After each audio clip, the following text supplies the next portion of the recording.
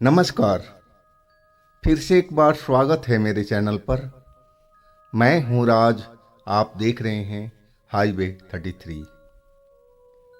दोस्तों, अगर आपके पास में कोई भूत प्रेत की घटना हो, कोई ऐसी कहानी हो जो आप मुझे सुनाना चाहते हैं, बताना चाहते हैं, तो आप मुझे इंस्टाग्राम पर या मेरे व्हाट्सएप नंबर पर शेयर कर सकते हैं। दोस्तों, आज की जो कहानी हमें शेयर किए हैं उनका नाम सरजू है।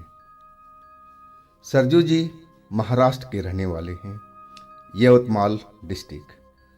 उनका गांव का नाम है पुसाड। ये घटना लगभग 15 दिन पीछे की है। दिन शनिवार 10 जून। तो क्या घटना हुई थी, तो चलते हैं इनकी कहानी में। लेकिन दोस्तों, मेरी कहानी में जानने से पहले अगर आप मेरे चैनल पर नए जुड़े हों और अभी तक आपने मेरे चैनल को सब्सक्राइब नहीं किया है तो जल्दी से कर लीजिए और साथ में बेल आइकन को दबाना ना भूलिएगा। तो शुरू करते हैं आज की कहानी। दोस्तों, मेरा नाम सरजू है। मैं मेडिकल की पढ़ाई कर रहा हूँ और मैं कुछ एक्स्ट्रा क्लासें ले रहा था। और हमारा जो स्टडी सेंटर था हमारे गांव से लगभग 2 किलोमीटर की दूरी पर था। मैं अपनी बाइक से ही उस जगह पर आया जाया करता था। ये जो घटना मेरे साथ में हुई थी वो रात में कभी भूल नहीं पाऊंगा। शनिवार की वो काली रात थी। इस घटना से मैं इतना सहम चुका था। पहले मैं भूत प्रेत पर यकीन नहीं करता था कि मैं मेडिकल का स्टूडेंट हूँ, लेकिन इस घटना ने सही मायने में मेरी आंखें खोल दिया कि भूत प्रेत नाम का कोई चीज़ भी इस दुनिया में होता है। वो दिन मैं भूल नहीं सकता हूँ, वो रात मैं भूल नहीं सकता हूँ। हर दिन की तरह मैं अपने स्टडी सेंटर पर आ रहा था, जा रहा था रोज़ की तरह। लेकिन मुझे आज तक अब कोई ऐसी चीज़ दिखाई नहीं पड़ी थी, ना कोई चीज़ मुझे महसूस हुई थी। मैं जब स्टडी सेंटर से वापस आता था तो आधी रात बीत चुकी होती थी। कभी 12:30 बजे, कभी 12 बजे के बाद ही मैं अपना घर पहुंचता था। 2 किलोमीटर का रास्ता पार करने में ज़्यादा टाइम नहीं लगता था, लेकिन उस सड़क पर जंगल लगा हुआ था, सुनसान एरिया था। लोग बाग कहा करते थे कि उस जंगल में कुछ आत्माएं घूमती रहती हैं, कोई औरत दिखाई पड़ती है, कोई भूत प्रेत नजर आते हैं।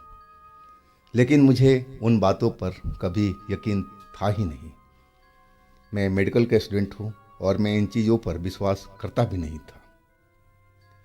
मैं रोज़ की तरह अपने स्टडी सेंटर पहुँचा हुआ था और जब मैं वहाँ से अपने घर की तरफ निकला तो आधी रात बीत चुकी थी। मैं अपनी बाइक पर बैठ गया, कानों में अपना हेडफोन लगा कर म्यूजिक ऑन कर दिया और अपनी बाइक से चल पड़ा अपने घर की तरफ। मैं आधा रास्ता तय कर चुका था और तभी मुझे महसूस हुआ कि मेरी बाइक डगमगा रही है, हिल रही है। ये ऐसी अवस्था होती है या तो बहुत ज़्यादा रोड खराब हो या फिर बाइक पंचर हो चुकी हो। और यही देखने के लिए मैं अपनी बाइक को रोक दिया। जब बाइक रोका, स्टैंड पर खड़ा किया, मैं नीचे उतरा तो देखा कि वाकई में जो हमारा पिछला पहिया था उसमें हवा नाम की चीज़ थी ही नहीं।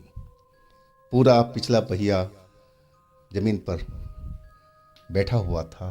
कहा जाए तो उसमें हवा थी ही नहीं, पंचर हो चुका था। मैं अब सोचने लगा कि आधा रास्ता तो मैं पार कर चुका हूँ और आधा रास्ता अभी पार करना है।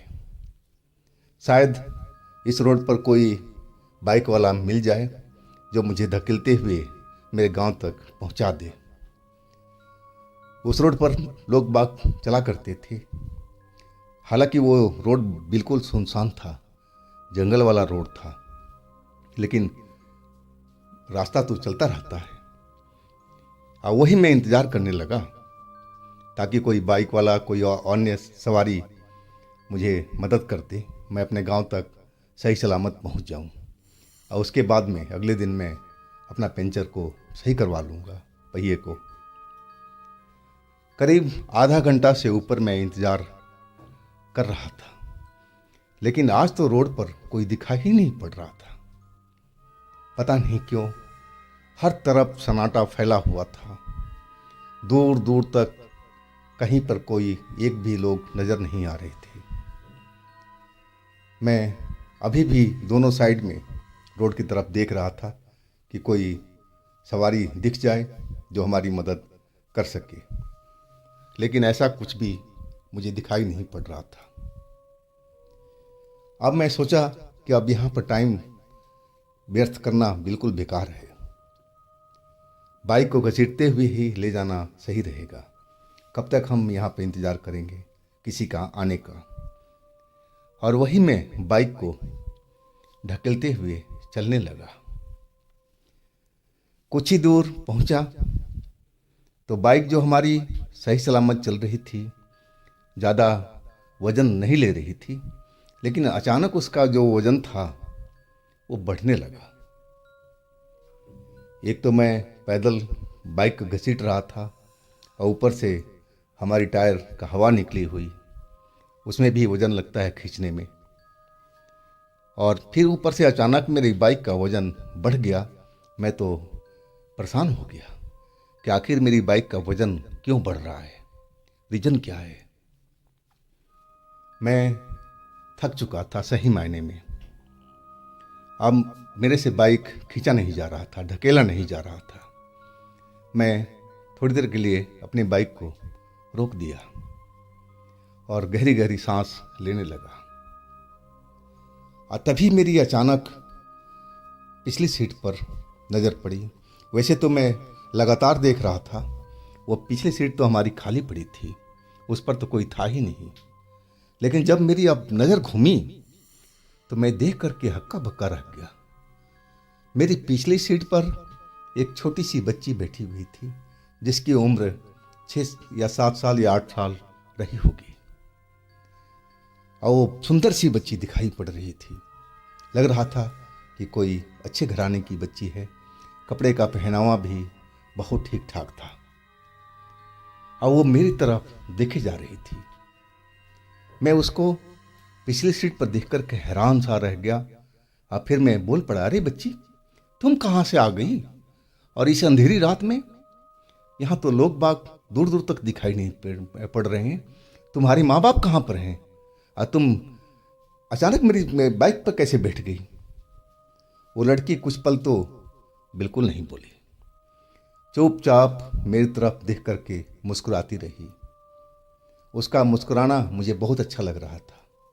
छोटी बच्ची, भली बच्ची मुस्कुरा रही थी तो लग रहा था कि जैसे फूल खिल रहे हो। इतनी सुंदर मुस्कुराहट उसकी चेहरे पर दिखाई पड़ रही थी। अब मैं उसे प्यार से बोला, अरे बच्चा, तुम्हारे माँ बाप कहाँ पर हैं और तुम इस जंगल में अकेले कहाँ भटक रही हो और अचानक मेरी बाइक पर कहाँ से आ गई हो? अपने माँ बाप को तो बताओ, कहाँ पर हैं वो? और तभी वो बच्ची बोली, मेरी माँ देखो आगे खड़ी है, आप मुझे वहाँ तक पहुँचा देंगे? मैं जिधर उस बच्ची ने इशारा किया था वो तो मेरे गांव का ही रास्ता था और उसी तरफ मैं जा रहा था। मैंने बोला, हाँ पहुँचा दूंगा बच्चा, लेकिन मुझे तुम्हारी माँ तो दिखाई नहीं पड़ रही है। वो कहने लगी, अंकल थोड़ा आगे चलोगे ना, आधा किलोमीटर की दूरी पर तो मेरी माँ वहीं पर खड़ी है और मेरी इंतज़ार कर रही है। तो चलो ना अंकल, क्यों खड़े हो, चलो। मैं समझ गया कि शायद बच्ची पीछे छूट गई है, माँ उसका आगे निकल गई है। मुझे उस पल वही लगा, यानी कि हाँ बेटा, मैं आपको वहाँ तक छोड़ दूंगा, आप बैठी रहो। अब फिर मैं बाइक धकेलते चलने लगा।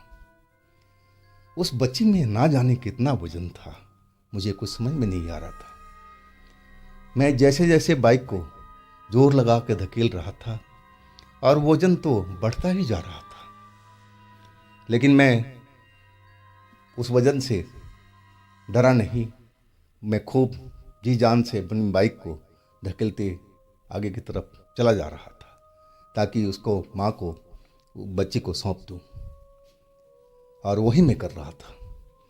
लेकिन जैसे जैसे मैं आगे बढ़ते जा रहा था, वो हमारी बाइक का वजन लगातार बढ़ रहा था। अब तो ऐसा पल मुझे दिखाई देने लगा कि मेरी जो बाइक है अब चल नहीं पाएगी। हाँ, उसकी माँ मुझे ज़रूर अब रोड पर नज़र आ रही थी। सफ़ेद साड़ी में, सफ़ेद कपड़ों में वो एक खूबसूरत महिला मुझे नज़र आ रही थी। बहुत ही खूबसूरत, जैसी बच्ची थी वैसी उसकी माँ थी। अब मैं आवाज़ लगाने लगा कि आपकी बच्ची मेरे पास में है, आप आकर के ले जाओ। और उसकी माँ जो दूर अभी दिखाई पड़ रही थी, और इतनी दूर से मेरी बात को वो सुन लिया और मेरी तरफ बढ़ने लगी थी। मैं तो बिल्कुल थक चुका था, बाइक मेरे से अब चल नहीं पा रही थी, धकेला नहीं जा रहा था, मैं बिल्कुल हाँफ रहा था। अब मैं वहीं पर रुक करके उसकी माँ का इंतज़ार करने लगा। कुछ ही पलों में वो हमारे पास में आ चुकी थी, और जैसे ही आई वो मेरी बाइक पास में खड़ी हुई, मैंने बोला, ये आपकी बच्ची है और जंगल में आपने अकेला छोड़ दिया इस रास्ते पर, ये तो सुनसान रास्ता है, आपको नहीं छोड़ना चाहिए था इस बच्ची को, आप अपने साथ में रखती ना, कहाँ के रहने वाले हैं आप। लेकिन वो उसकी माँ कुछ बोली नहीं, वो चुपचाप मेरी तरफ देख रही थी, मुस्कुरा रही थी। मैं कहने लगा कि आप तो आसपास की मुझे नज़र नहीं आ रही हैं, तो आप कहाँ की हैं और इस रात में आप कहाँ भटक रही हैं, क्या हुआ आप लोगों के साथ में, आप अपनी बात तो बताइए। अभी भी वो कुछ बोल नहीं रही थी, अभी वो हमारी तरफ ही घूर करके देख रही थी।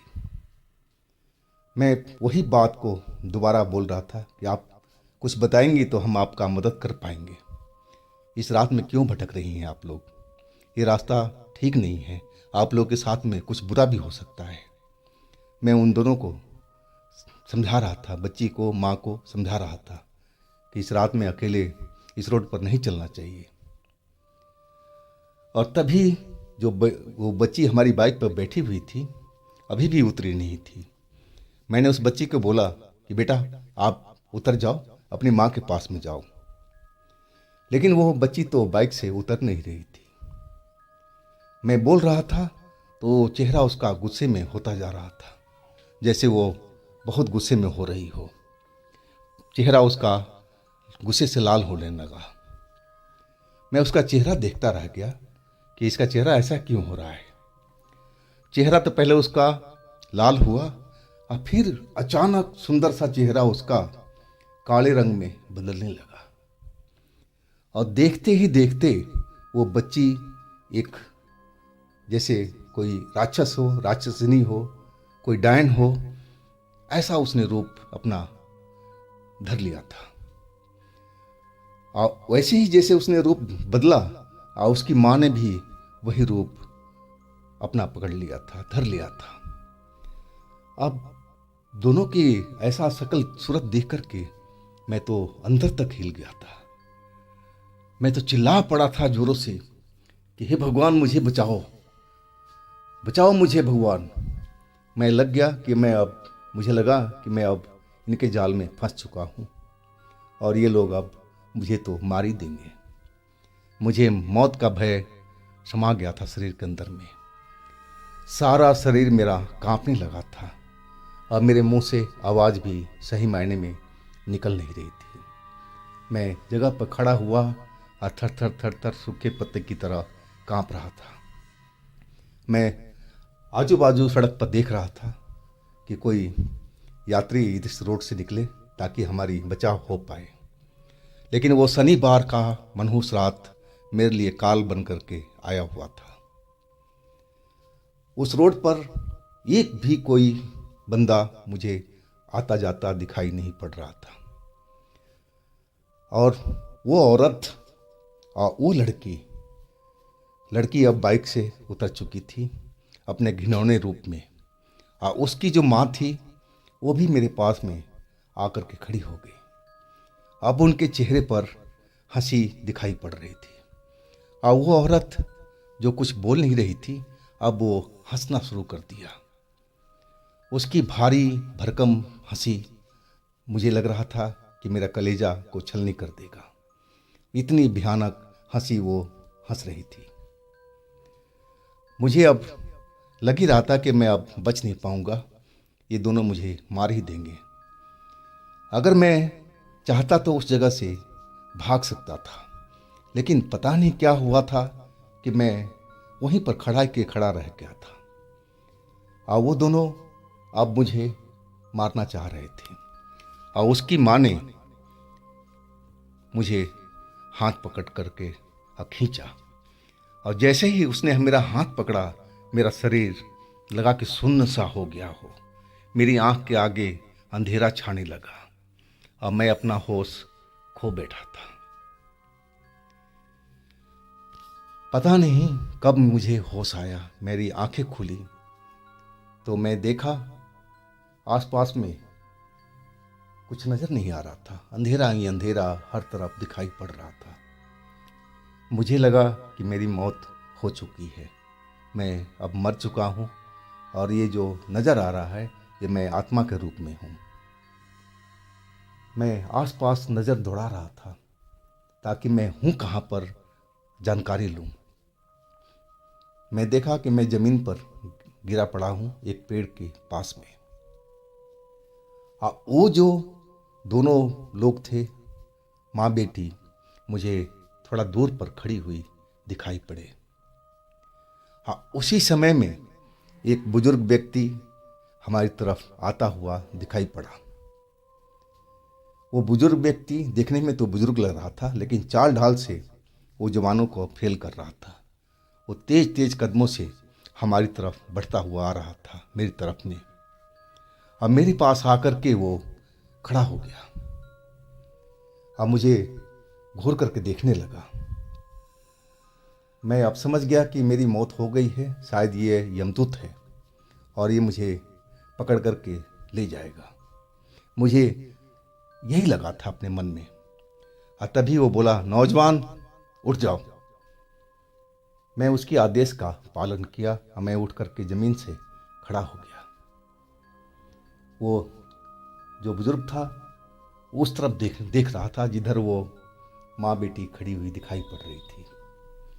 और फिर अचानक वो तेज आवाज़ में चिल्लाया, भाग जाओ यहाँ से, नज़र मत आना इस रोड पर। और जैसे ही वो चिल्लाया वो दोनों माँ बेटी जैसे धुएं में गायब हो चुकी हो, अब वो बिल्कुल दिखाई नहीं पड़ रही थी। और तभी वो बुजुर्ग मेरी तरफ देखा और बड़े प्यार से बोला, अरे बेटा, इतनी रात में तुम कहाँ से आ रहे हो, कहाँ जा रहे हो? क्या तुम्हें मालूम नहीं है कि आज इस रात में क्या हो रहा है, क्या होने वाला है? कोई जानकारी है कि नहीं है तुम्हें? मैंने बोला, नहीं महाराज, मुझे कोई जानकारी नहीं है, मैं तो इस रोड से हमेशा आता जाता रहता हूँ। मैं मेडिकल का स्टूडेंट हूँ और मैं पढ़ाई करता हूँ स्टडी सेंटर में। वो कहने लगा कि देखो, ये रास्ता ठीक नहीं बेटा, तुम्हें संभल करके चलना चाहिए था। तुम अब देरी मत करो, अपने बाइक पर बैठो और यहाँ से निकल जाओ। मैं कहने लगा कि बाबा, मेरी बाइक तो खराब हुई पड़ी है, उसमें तो हवा ही नहीं है, तो मैं कैसे जाऊँ? अब मुझे महसूस हुआ कि मैं जिंदा हूँ और सही सलामत हूँ। बाबा, कोई भूत प्रेत तो हमें नज़र नहीं आ रहे थे, वो एक आम इंसान की तरह मुझे दिखाई पड़ रहे थे। हाँ, उनकी आवाज़ बहुत दमदार थी, कड़क थी। जैसे उस दोनों को उन्होंने चिल्ला करके भगाया था, आवाज़ बहुत दूर दूर तक उनकी गई थी, सुनाई पड़ी थी। तभी मैं समझ गया कि बुजुर्ग देखने में तो लग रहे हैं, लेकिन ताकत इनमें जवानों की तरह है। वो कहने लगे कि देखो बच्चा, अभी तुमने जो देखा उन दोनों लोगों को, वो चुड़ैल हैं, माँ बेटी हैं। वो तुम्हें मारने जा रही थी। अगर मैं टाइम पर यहाँ पर नहीं पहुँचता तो वो तुमको मार देती, तुम्हारी आत्मा को पकड़ कर के ले जाती। वो तो मैं सही टाइम पर इस रोड से गुजर रहा था बेटा, तो आज तुम बच गए हो। लेकिन मैं हमेशा तुम्हारे लिए मौजूद तो रहूँगा नहीं। तो इसलिए मैं कह रहा हूँ कि तुम आते जाते सावधानी जरूर बरतो। अकेले मत इस रोड पर रात के टाइम, आधी रात के टाइम में आया करो। मैं समझ गया था कि बाबा जो कह रहे हैं हमारे भले के लिए कह रहे हैं, और मैं बोला बाबा मैं ऐसा ही करूँगा, आपने मेरी जान बचाई है, मैं आपके शुक्रिया कैसे अदा करूँ। वो कहने लगे कि बस बेटा तुम यहाँ से निकल जाओ, वही हमारे लिए शुक्रिया है, धन्यवाद है, जाओ तुम जल्दी, देर मत करो। मैं कहा बाबा बाइक तो मेरी पंचर है, मैं कैसे जाऊँगा। वो कहने लगे कि तुम देखो तो सही जा करके, बाइक तुम्हारा सही सलामत है। तब मेरी नज़र बाइक के पिछले पहिए पर गई तो मैं क्या देख रहा हूँ कि बाइक में जैसे हवा पहले थी वैसी अब भी है। अब फिर तो मैं बाबा को नमस्कार किया और बाइक पर आकर के बैठा, बाइक स्टार्ट किया और मैं अपने घर की तरफ निकल गया। उस रात को मैं कभी भूल नहीं पाता हूँ। हालांकि कुछ ही दिन हुए हैं, कभी कभी सपने में सब कुछ नज़र आ जाता है और मैं सोते सोते वो सपना देख करके जाग जाता हूँ। तो दोस्तों, ये थी सरजू जी की अपनी आप बीती। अगर आपके पास भी इस तरह का कोई घटना है तो आप मुझे इंस्टाग्राम पर या मेरे व्हाट्सएप नंबर पर शेयर कर सकते हैं। और दोस्तों, मेरे दूसरे चैनल पर भी जाइए, उनमें भी अच्छी अच्छी कहानी हमने डाली हुई है जो बहुत आपको पसंद आएगी। उन कहानियों का देखने के लिए मैंने नीचे डिस्क्रिप्शन बॉक्स में लिंक दिया हुआ है, तो उस लिंक पर आप क्लिक करेंगे तो हमारे चैनल पर पहुंच जाएंगे। दोस्तों, इस चैनल को भी आप लाइक कीजिए, सब्सक्राइब कीजिए, शेयर कीजिए। फिर हम मिलते हैं अगले दिन एक नई कहानी, एक नई घटना में। आप लोग अपना बहुत ही ख्याल रखिएगा। नमस्कार।